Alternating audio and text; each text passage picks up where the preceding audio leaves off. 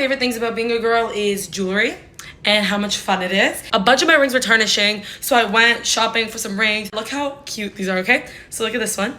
This one is like just simple, pretty. I just wanted a pretty ring. And then this one, blue and shimmery and pretty. And this one, look, it's a snake, okay?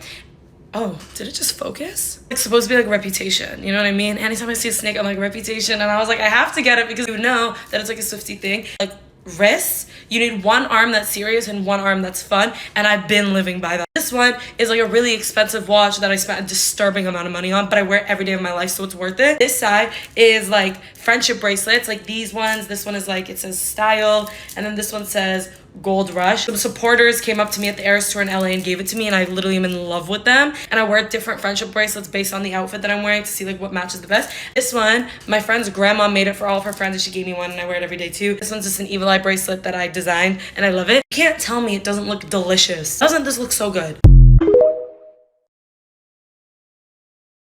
Let's talk guts. A bunch of people have been commenting, being like, oh my god, guts came out, blah, blah, blah. And I'm like, give me a second to marinate. I need to marinate in it before I can say my opinion. My two favorite songs right now is All American Bitch and Pretty Isn't Pretty. Because they're so real. Like, All American Bitch is just so like, da da da da da, happy I'm gonna be this nice, sweet girl because that's what society's telling me to be. But then I'm actually mad. And you know what? I am mad. A lot of people are talking about that scream at the end. I think it made sense. I get it. I want to scream too. And Pretty Isn't Pretty was just facts on facts on facts. Like she decided, let me just speak all the truth today. And it made me sad.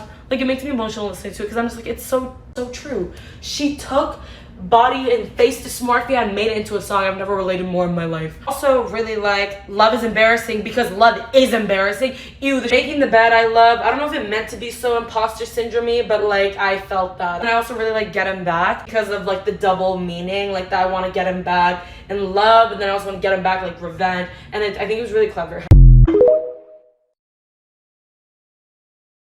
So I'm like the biggest overthinker ever, okay? I overthink literally everything. There's not a single thing on this world that I don't overthink. I think everything's so in depth to the point that it drives me literally insane. And everyone's always like, oh my god, you're just overthinking it, blah, blah. But you know what I say to that? I'll stop overthinking when my overthinking stops being right. Because every time I've overthought something, it's always been right. Every time I've been like, oh, that person is mad at me for something, I don't know why, blah, blah, blah. And everyone's like, you're overthinking it, like it's not a big deal. They end up being mad at me. Or sometimes I wouldn't get like invited to something or treated a type of way, and I'll be like, something is weird, this isn't just like a coincidence, and everyone's like, you're overthinking. I was right every single time. At this point, it's like, am I overthinking or am I just recognizing a pattern? Is my brain just aware of certain things that I've seen before, so it's alerting me because it knows? So maybe I'm not overthinking, maybe I'm just right all the time, because why is my overthinking always right? And I'll stop overthinking when I stop being right. I'm like the biggest people pleaser. One could say I'm a pathological people pleaser, and I just try to be nice to everyone, and it takes a lot for me to like dislike someone. But there's this one like micro influencer who is so rude and easily the most condescending person I've ever met in my entire life. Every single one of my friends who has met her has had the same issue with her. And one time my friend and I were at this event and we were waiting in line to get photos in this one area, and then she just like stomps in front of us like she owns the place and has her friend like take pictures. She completely cut us, and my friend looked at me and was like, what the fuck is wrong with this girl? Why is she like this? And I've talked to our mutual friend and I'm like, I don't like that girl. Why is she the way that she is? And my friend was like, oh, she's just like that. Like she literally like calls herself a bitch. And take it, she's like pushing 30, going around being like, I know I'm a bitch. And I'm like, personally, that's the most embarrassing thing I've ever heard in my entire life, but you do you. Anyways, I just saw like a really viral video of her getting reamed out at New York Fashion Week, and I'm like, oh, karma.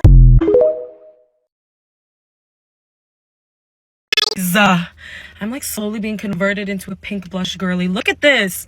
Isn't this so cute? Like, I'm such a red blush girl, but I can admit that part of that is because I just want to be different. And I'm like, everybody's wearing pink blush, so I gotta wear red blush. And I'm like, oh, it suits me more. But now I'm like, does pink suit me more? Because like I just feel so like girly and cute and delicate. Like I feel like red gives like classy woman, but then this just gives like cute. And it's the NARS like Pinkasm one, and then the e.l.f. like Rose You Slay like mixed together, and it's just glowy pink cuteness. I feel like a little fairy.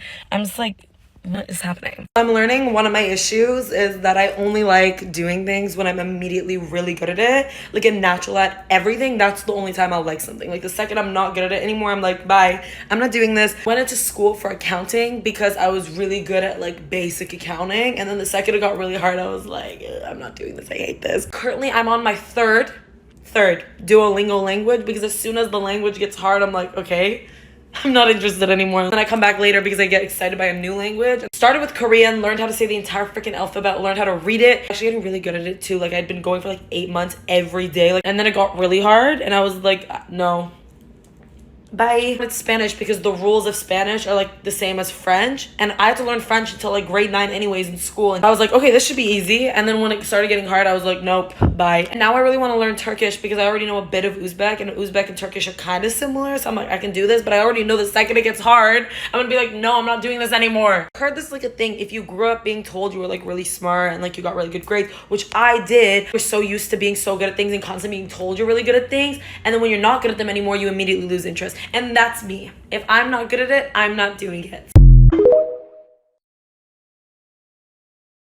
Lately, I'm really learning the power of like a good voice, okay? I used to not really care that much about voice. Like it was never something that was like on my checklist of like, has to have a good voice, that was never really a thing. But lately, I get it. Literally thinking like rating, a good voice can make someone go up like 3 or 4 points sometimes, you know what I mean? Guys where I'm like, you're okay. And then they talk and I'm like, whoa, hi, how do you like your eggs in the morning? Earlier this year, I took an ASL class online, okay? Because I really wanted to learn it. In that class, you weren't allowed to speak like the entire time. You just had to like sign. I got put in these like breakout groups, okay? And then I got put in this group with this guy, right? We were like signing, but then I got really confused about something. So I like turned my mic on for like a second. I was like, hey, like, can you help me with this, blah, blah, blah. And then he turned his mic on. I had no attraction to this man at all, right? He turned his mic on and he's like, blah, blah, blah, blah. The nicest voice I've ever heard in my entire life. Never look at him the same after that. I was like, what just happened? So when people tell me I have a good voice, I'm like, okay, so you're in love. You have to be in love.